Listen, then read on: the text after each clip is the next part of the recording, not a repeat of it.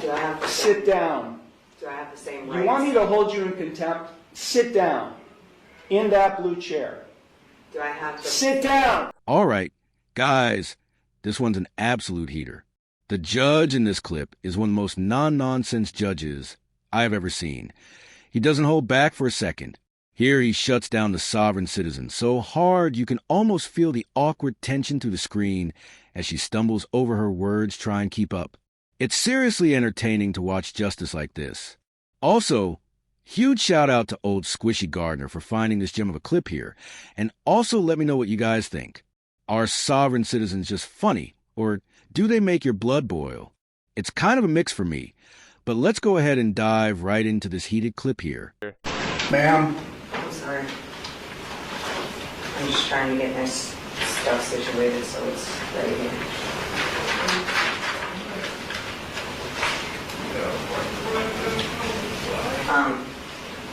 Take a seat I have a question. in this blue chair. Do I have Sit down. Do I have the same rights? You want me to hold you in contempt? Sit down. In that blue chair. Do I have to Sit down! there? One more time. Sit down.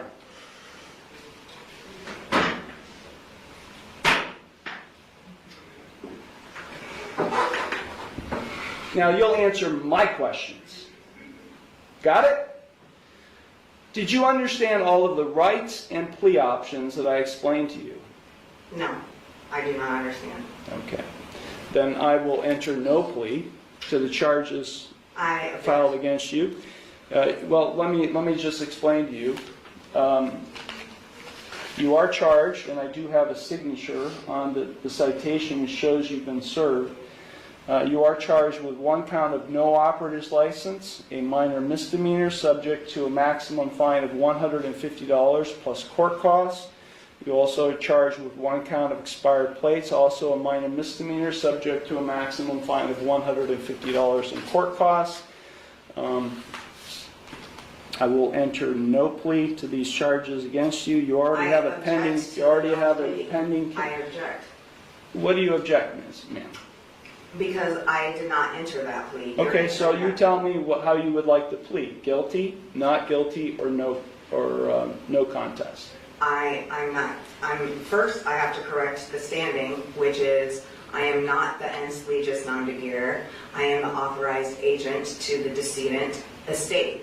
I am coming in here as the settler, and I want to settle this case. I have sent in a paper that is my declaration and affidavit of what I want to do, which is to settle the case. I am willing to surrender the person to the court for mutual consideration. I do not want to continue doing this. I don't have anything to do with this. That paper that I signed, which is the summons, is signed v coatis, which is void contract, and I reserved all of my rights on there. So, is the court willing to give me mutual consideration today or not? I will enter no plea on your behalf to these charges. I've given you 3 plea options to plead. No, I do not recognize anyone in this court. Okay, well, I don't recognize you or the bailiff or anybody else in this court. I do not understand. I will set this case for a bench trial, and No, we'll get this set. I have the right to a trial by jury. Okay, no you don't, not in this case. Yes. Now these are not jailable offenses, ma'am. You don't have a right to a trial by jury in this case. You already have a jury trial scheduled in another case, but then because you're facing jail time in that case. But in this case, you're not facing jail time, only a fine and court costs. Anything that is above $25 in a court of law has the right to a jury by trial, which is involuntary. Involuntary can't be violated, basically, is what it means. So I have the right to a jury by trial. All right, so the sovereign citizen claims she has a right to a jury trial. But let me break this down for you guys. The Sixth Amendment guarantees the right to a jury trial in criminal cases. But as a judge just said, it only applies when there's a possibility of jail time. And since this girl is only looking at civil cases, because of her no driver's license and no valid plates, this is a non-jailable offense. So legally a jury trial isn't even on the table I honestly think this girl should have. Just got a lawyer. I mean, she's really just looking at fines here. There's no jail time at all. But let me know what you guys think about this judge so far. Do you think he's being fair to her, or do you think he's being too harsh on her? Let me know in the comments. Let's get back to it. You don't. Of my peers. No, you don't. Yeah. We're going to set it for trial, and you're going to go to the clerk's window, and they're going to give you a trial date. Okay? So, Then I'm just going to surrender the person to the court because I'm not coming back. I don't know what that means.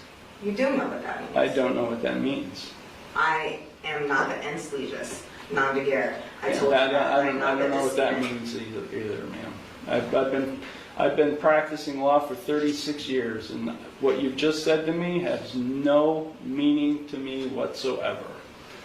So, great. Yeah. So Ma'am, if you don't leave the courtroom, and if you don't go to the clerk's window to get a trial date, I'll have you arrested and hold you in contempt of court.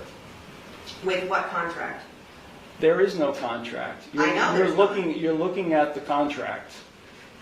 You're looking at the one who's going to be able to, has the authority to be able to put you in jail and I'll hold you in contempt.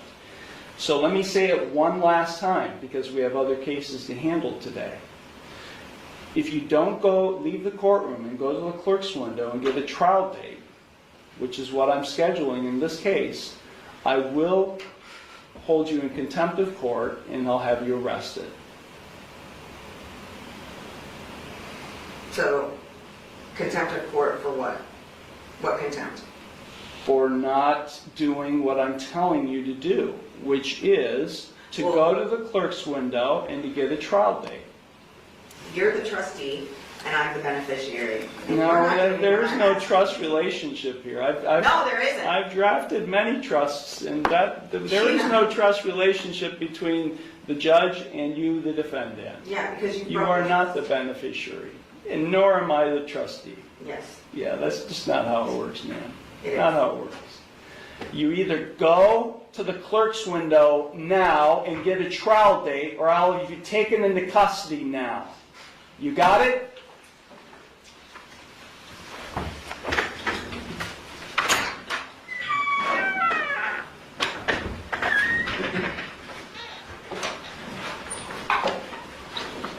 Is this your phone?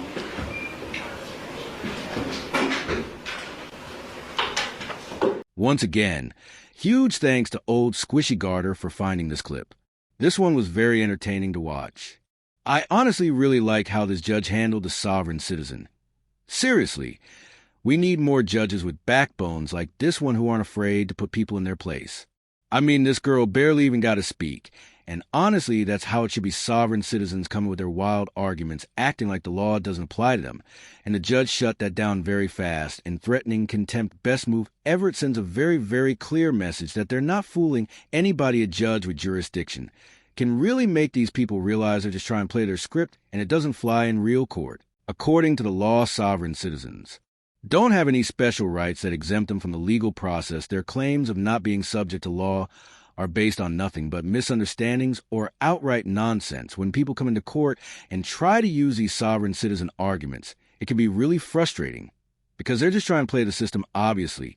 It's almost like they think if they say the right magic words, the court will just let them off the hook, but I honestly have never seen that work ever. Let me know if you guys have ever seen that. Honestly, I don't think there's ever been a case the law is pretty clear, though. I mean, whether you like it or not, you have to follow the rules here, or you can just move. Sovereign citizens love to use these loopy arguments, but in the end, they're just wasting time.